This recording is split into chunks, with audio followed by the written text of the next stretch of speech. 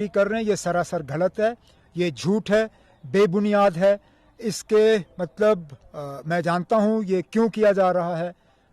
यहाँ पे कुछ लोगों की आदत है जब वो नेशनल कॉन्फ्रेंस को मजबूत देखते हैं तो हमें कमज़ोर करने की कोशिश जो है उसकी साजिशें रचाई जाती हैं, बातों को जो है तोड़ मरोड़ के पेश किया जाता है।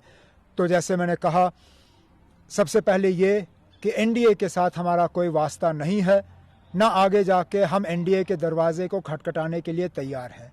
ना एनडीए के लिए दरवाज़ा खुला है, ना खिड़की खुली है, ना कोई ज़रा सी भी हमारे तरफ से कोई गुंजाइश है।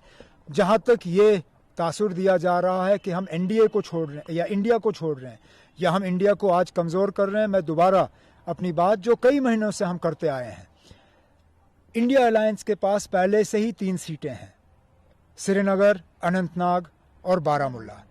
3 सीटें जम्मू कश्मीर और लद्दाख की वो बीजेपी के पास हैं।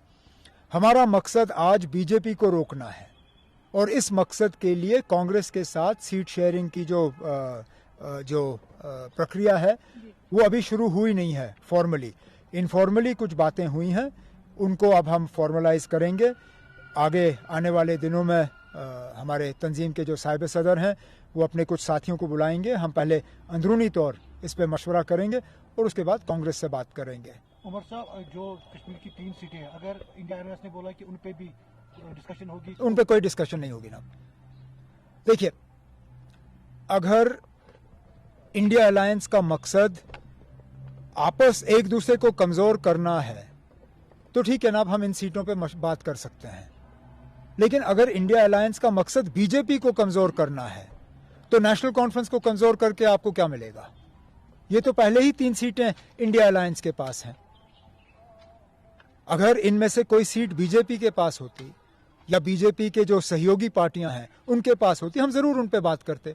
लेकिन ये 3 सीटें पहले ही आपके इंडिया अलायंस के पास हैं। अब आप मुझे बताइए, इंडिया अलायंस में जाने का मकसद क्या था? बीजेपी को रोकना या अपने आप को मजबूत करना? अगर बीजेपी को रोकना मकसद है फिर आप हमसे सीट क्यों मांग रहे हो? अगर मकसद ये था कि आप अपने आप को मजबूत करना चाहते हो, फिर जिस इरादे से आप इंडिया अलायंस में आए हो वो गलत है। हमारा इरादा सबसे पहले दिन से यही था कि हम जम्मू कश्मीर और लद्दाख की जो 6 सीटें हैं इनमें हम बीजेपी को हराना चाहते हैं। उसके लिए हम किसी से भी बात करने के लिए तैयार हैं। उमर साहब, आपने